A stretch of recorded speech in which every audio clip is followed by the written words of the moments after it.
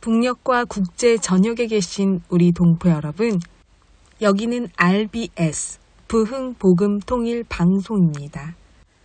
7200kHz, 7200kHz, 여기는 RBS입니다. 대한민국 헌법 제3조, 대한민국의 영토는 한반도와 그 부속 도서로 한다. 북한에 있는 동포 여러분도 헌법상 대한민국 국민입니다.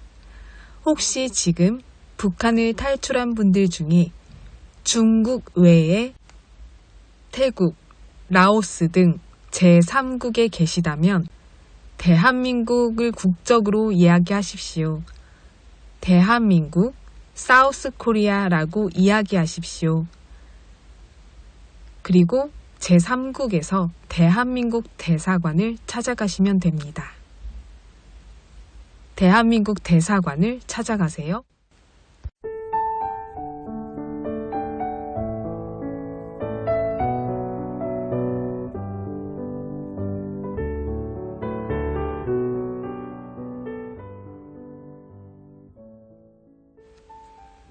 겨울이 되면 김장의 철이죠. 추워지기 전에 서둘러 여기저기서 김장을 하느라 바쁜 지난달의 풍경이 있었습니다. 물론 추워진 지금 김장을 여전히 하는 분들도 많이 계시는 것 같습니다. 북한도 역시 김장을 한다고 들었습니다. 제가 2년 전 북한에서 오신 탈북민께서 담궈준 김치를 먹어봤는데요. 한국과는 차이점이 있었습니다. 명태 대가리라고 하던데 명태에 머리를 넣어서 김치를 담그는 모습은 한국에서는 흔히 볼 수 없는 방식이었습니다. 그리고 영채김치라고 하는데 특유의 향이 나는 파김치 같은 종류의 김치였다고 할까요? 저는 입맛에 괜찮았는데 향 때문에 잘 못 드시는 한국 분들이 많으셨습니다. 영채의 씨앗은 중국에서 오는 것이라고 하더라고요. 한국은 이제 젊은 사람들은 다 조리된 김치를 배달해서 시켜 먹곤 하는 모습이 많은데요. 현대 사회가 많이 바쁘기도 하고 김장의 시간을 많이 보내는 일을 줄이려고 하는 경향이 있는 것 같습니다. 저도 여러 번 조금씩 배달해서 시켜 먹곤 했는데요. 아무리 먹어도 어머니가 담궈준 김치에 익숙해진 입맛은 엄마의 손맛이 있는 김치가 제일 맛있다는 생각이 들었습니다. 이토록 우리가 80년 이상의 분단 기간 동안에도 유일하게 이질감이 없는 문화가 김장인 것 같습니다. 저는 북한식 김치를 먹어보고 시원한 그 특유의 맛을 너무 좋아하게 되었습니다. 어서 우리가 통일이 되면 서로의 지역 김치를 맛보면서 함께 김장도 하고 각 지역의 특산품 그리고 문화를 공유하는 그런 날이 오기를 소망하게 됩니다. 오늘은 이 김장의 주제에 맞춰서 재미있는 곡을 들려드리려고 하는데요. 노래 제목은 엄마 김치입니다. 함께 듣겠습니다. 들으신 이후에 날씨 예보 전해드립니다.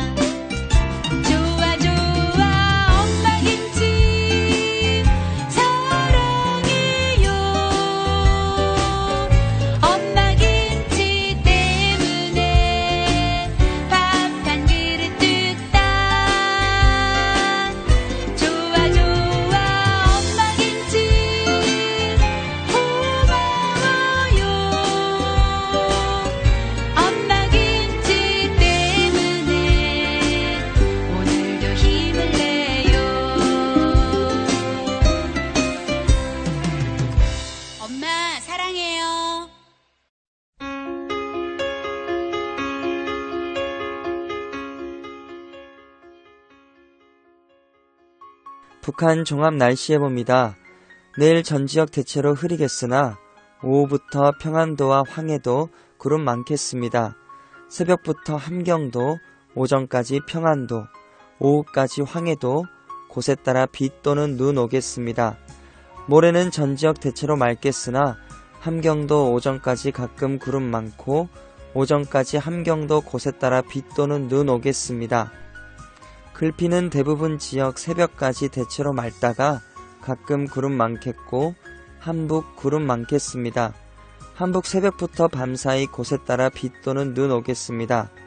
예상 적설량은 함경도, 평안도 3에서 8cm, 황해도 1cm 미만 되겠습니다. 예상 강수량은 함경도, 평안도 5에서 10mm, 황해도 5mm 미만 되겠습니다. 지역별 날씨 예보입니다. 평안남도 평양, 내일 흐리고 가끔 비 또는 눈 오겠습니다. 모레는 날씨 맑겠습니다. 글피는 날씨 맑다가 흐려지겠습니다. 화요일은 날씨 흐리고 오후에 비 또는 눈 오겠습니다. 최저기온 영하 8도에서 최고기온 6도까지 오르겠습니다. 평안북도 신의주, 내일 흐리고 구름 많겠습니다. 모레는 날씨 맑겠습니다. 글피는 구름 많겠습니다. 화요일은 흐리고 눈 오겠습니다. 최저기온 영하 8도에서 최고기온 1도까지 오르겠습니다. 자성, 내일 흐리고 오전에 한때 비 또는 눈 오겠습니다. 모레는 날씨 맑겠습니다. 글피는 구름 많겠습니다. 화요일은 흐리고 눈 오겠습니다. 최저기온 영하 18도에서 최고기온 영하 2도까지 오르겠습니다. 황해도 해주, 내일 흐리고 한때 비 오겠습니다. 모레는 날씨 맑겠습니다. 글피는 날씨 맑다가 구름 많아지겠습니다. 화요일은 흐리고 오후에 비 또는 눈 오겠습니다. 최저기온 영하 6도에서 최고기온 10도까지 오르겠습니다. 개성, 내일 흐리고 한때 비 또는 눈 오겠습니다. 모레는 구름 많다가 날씨 맑아지겠습니다. 글피는 날씨 맑다가 구름 많아지겠습니다. 화요일은 흐리고 오후에 비 또는 눈 오겠습니다. 최저기온 영하 11도에서 최고기온 영하 5도까지 오르겠습니다. 함경남도 함흥, 내일 흐리겠습니다. 모레는 날씨 맑겠습니다. 글피는 날씨 맑다가 구름 많아지겠습니다. 화요일은 흐리고 오후에 눈 오겠습니다. 최저기온 영하 12도에서 최고기온 영하 6도까지 오르겠습니다. 해산, 내일 흐리고 한때 눈 오겠습니다. 모레는 구름 많다가 날씨 맑아지겠습니다. 글피는 구름 많겠습니다. 화요일은 흐리고 오후에 눈 오겠습니다. 최저기온 영하 21도에서 최고기온 0도까지 오르겠습니다. 함경북도 청진, 내일 흐리고 오후에 한때 비 또는 눈 오겠습니다. 모레는 구름 많다가 날씨 맑아지겠습니다. 글피는 흐리고 한때 눈 오겠습니다. 화요일은 흐리고 오후에 눈 오겠습니다. 최저기온 영하 8도에서 최고기온 1도까지 오르겠습니다. 무산, 내일 흐리고 가끔 눈 오겠습니다. 모레는 날씨 맑겠습니다. 글피는 구름 많겠습니다. 화요일은 흐리고 오후에 눈 오겠습니다. 최저기온 영하 21도에서 최고기온 영하 7도까지 오르겠습니다. 바다 날씨 예보입니다. 동해 북부 앞바다와 먼바다, 내일부터 글피까지 흐리고 한때 비 또는 눈 오겠습니다. 화요일은 흐리고 오후에 비 오겠습니다. 파고는 앞바다 1에서 2m, 먼바다 1.5에서 4m 되겠습니다. 서해 북부 앞바다와 먼바다, 내일 흐리고 오전에 비 오겠습니다. 모레는 날씨 맑겠습니다. 글피는 구름 많겠습니다. 화요일은 흐리고 오후에 비 오겠습니다. 파고는 앞바다 0.5에서 2m, 먼바다 1에서 2.5m 되겠습니다. 오늘의 말씀, 주께서 생명의 길을 내게 보이셨으니 주 앞에서 내게 기쁨이 충만하게 하시리로다 하였으므로 주께서 생명의 길을 내게 보이셨으니 주 앞에서 내게 기쁨이 충만하게 하시리로다 하였으므로 사도행전 2장 28절 말씀. 아멘. 이상 날씨였습니다.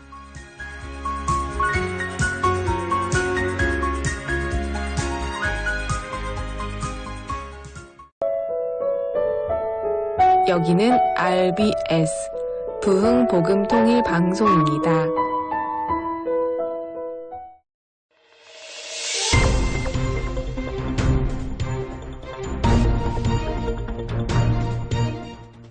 북한이 들려주지 않는 북한 소식을 전해드립니다.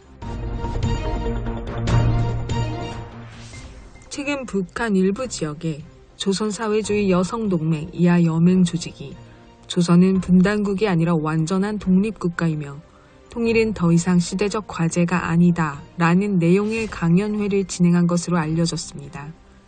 김정은이 남북관계를 적대적 두 국가관계로 규정한 이후 북한 당국의 통일지우기가 계속되고 있는 가운데 여맹원들 속에서는 이를 노골적으로 비난하는 목소리가 나왔다는 전언입니다. 지난 2일 데일리 NK 황해북도 소식통에 따르면 11월 21일 사리원시의 한 여맹 조직은 우리 공화국은 분단국이 아니라 완전한 독립국가다. 우리와 한국은 결코 하나가 될 수 없는 두 개 국가이며 결탄코 통일은 불필요하다. 라는 내용을 중심으로 한 강연회를 진행했습니다. 그런데 이 강연회에 참석한 후 집으로 돌아가던 일부 여맹원들 속에서 앞뒤가 맞지 않는 말이라는 등의 비판적인 반응이 나왔습니다.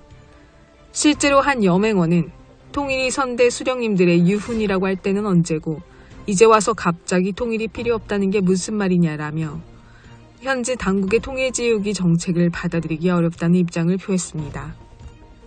또 다른 여맹원은 통일이 되고 나면 먹고 사는 것은 걱정 없지 않겠냐라며 자신의 바람을 은근슬쩍 드러내기도 하고 어떤 여맹원은 통일이 돼야 강국이 되지 우리가 말하는 사회주의 문명 강국은 지금 이 땅에선 실현되지 않을 구호라며 당국의 선전에 불만을 표하기도 했습니다.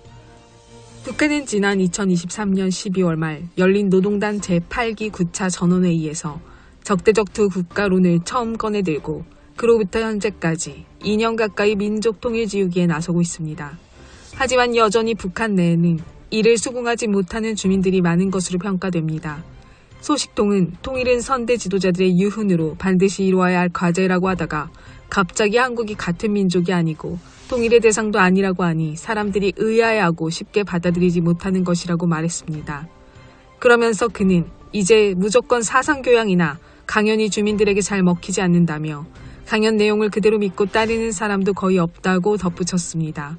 한편 일부 여맹원들은 이번 강연이 끝나고 한국은 대통령이 5년에 한 번씩 바뀌고 대통령도 잘못하면 감옥을 간다는데 우리는 수령을 위해 한 목숨 바칠 투사들만 있으니 영원히 하기가 헐하지 라는 등 남북의 정치체제를 비교해 북한의 독재체제를 비꼬는 발언을 하기도 한 것으로 전해졌습니다. 이와 관련해 소식통은 요즘 주민들은 장마당에서 접하는 외부 소식이나 정보에 더 관심을 갖고 외부 세계에 대한 이야기도 자주 하는데 그 과정에서 우리나라와 다른 나라들 체제를 비교하는 경우도 많아졌다고 말했습니다.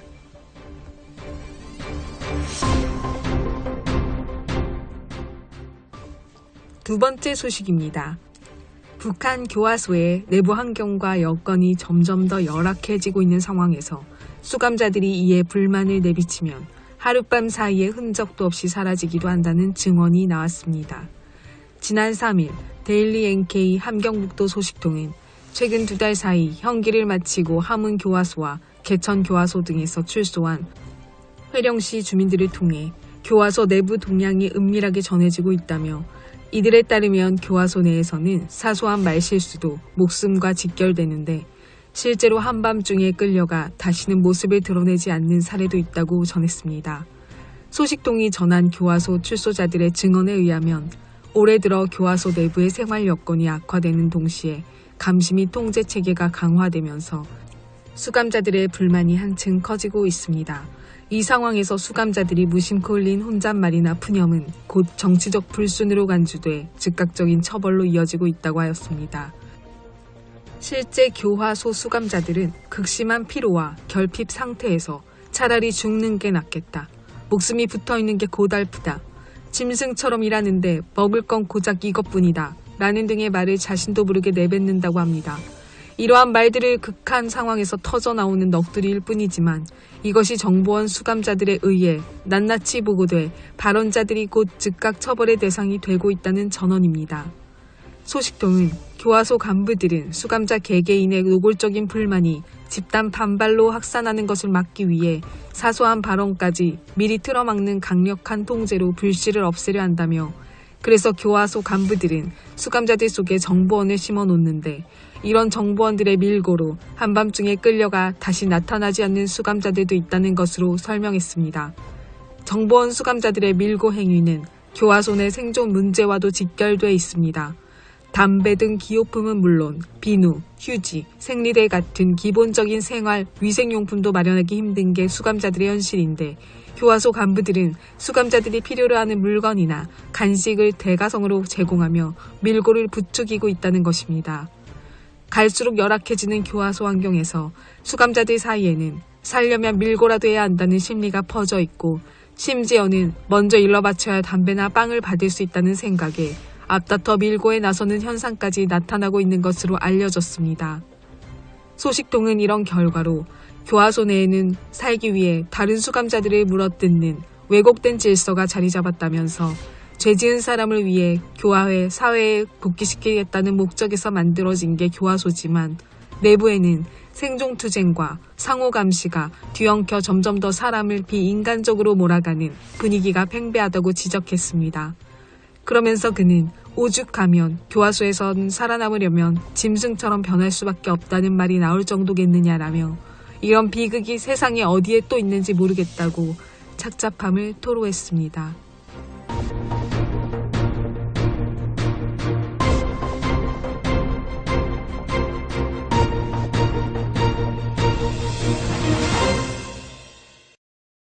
지금은 대한민국 근현대사 바로알기 강의 시간입니다. 오늘은 제9강 객과 고아와 과부를 섬기라 편을 들려드립니다.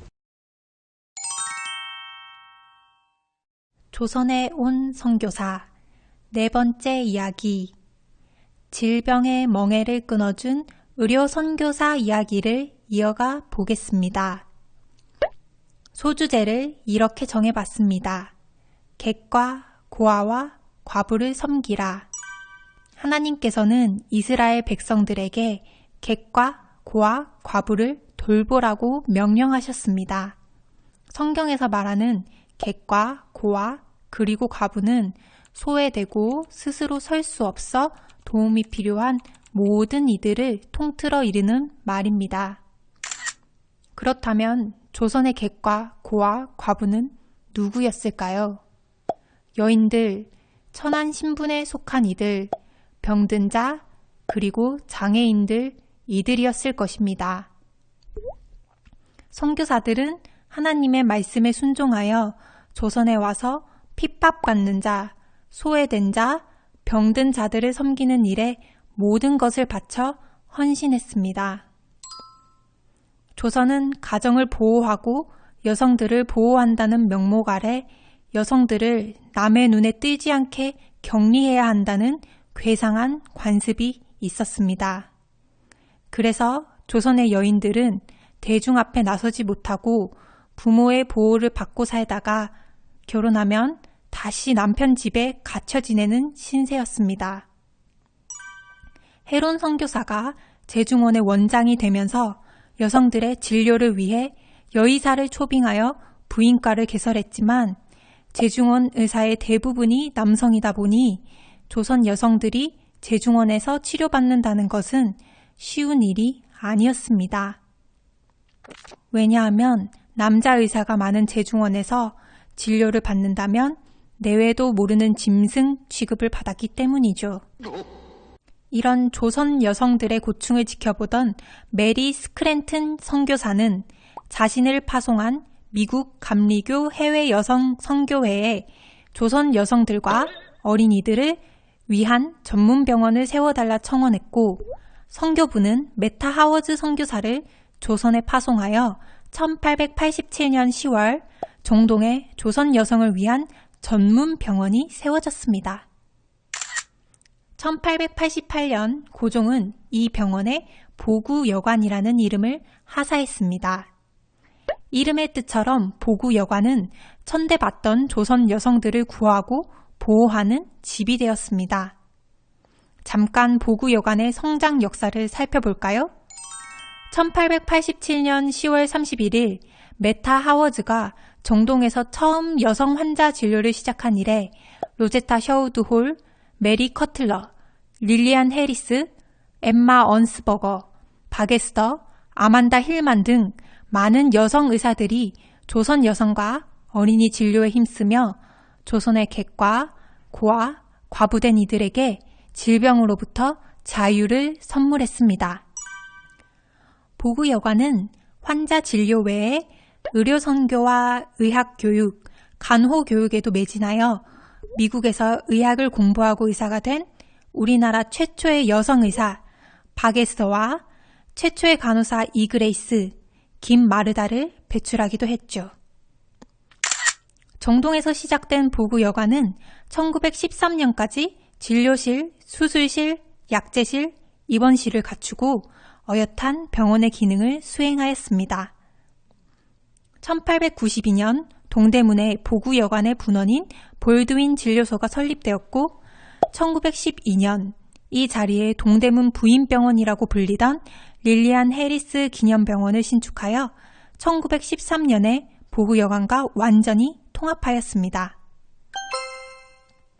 동대문 부인병원은 해방 이후 이화여자대학교 의과대학 부속병원이 되었고 2008년 이대 목동병원과 통합되었습니다.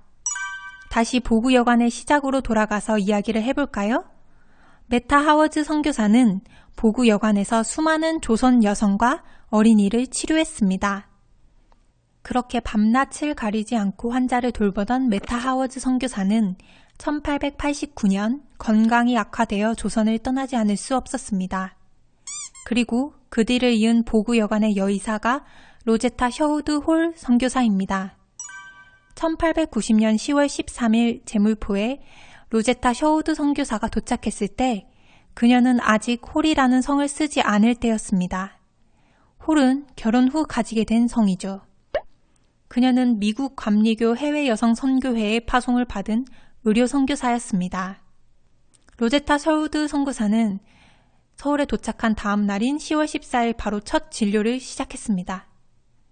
로제타 셔우드 선교사는 진료를 시작하고 3년 동안 1,400가지나 되는 질병을 치료했다고 합니다. 그녀에게 치료받으러 오는 환자의 대부분은 신분이 낮은 여인과 아이들이었습니다. 신분이 높은 여인들은 대낮에 거리를 돌아다닐 수 없었기 때문이라고 하네요.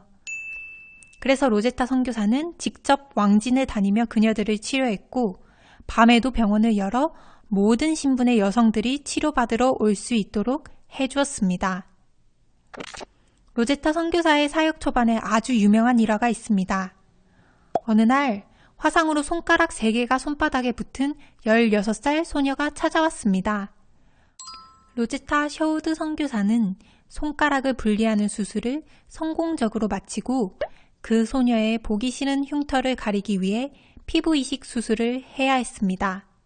환자의 몸에서 피부를 떼어내야 하지만 소녀는 이해하지 못했고 로제타 셔우드 선교사는 자신의 피부를 떼어 소녀의 피부에 이식해 주었습니다.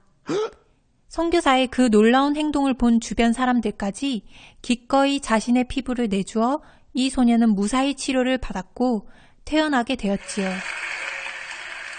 그리고 얼마 후 비가 몹시 많이 내리던 밤, 한 남성이 보구여관에 찾아와 부인을 위해 약을 지어달라고 요청했습니다. 알고 보니 부인은 아주 위독한 상태였던 것이죠. 로제타 선교사는 즉시 그의 집으로 가려고 일어섰습니다. 남자는 놀랐습니다. 비가 이렇게 많이 내리는 밤에 로제타 선교사가 자기 집으로 함께 가줄 것이라고는 상상도 못했기 때문이죠. 그때 병원 일을 돌봐주던 남자 직원 귀수가 이렇게 말했습니다. 조선 여인에게 자신의 피부까지 떼어준 의사인데 이 정도 빚 때문에 왕진을 안 가겠는가? 라고 말입니다. 로제타 셔우드 선교사는 하나님의 부르심에 순종하여 의술을 통해 조선 여성을 구하고 돌보는 일에 모든 것을 바친 하나님의 신실한 종이었습니다. 북녘 동포 여러분, 주님 안에서 정말 많이 사랑합니다. 저는 다음 주 화요일 밤 11시에도 찾아올게요. 서울에서 방한나였습니다.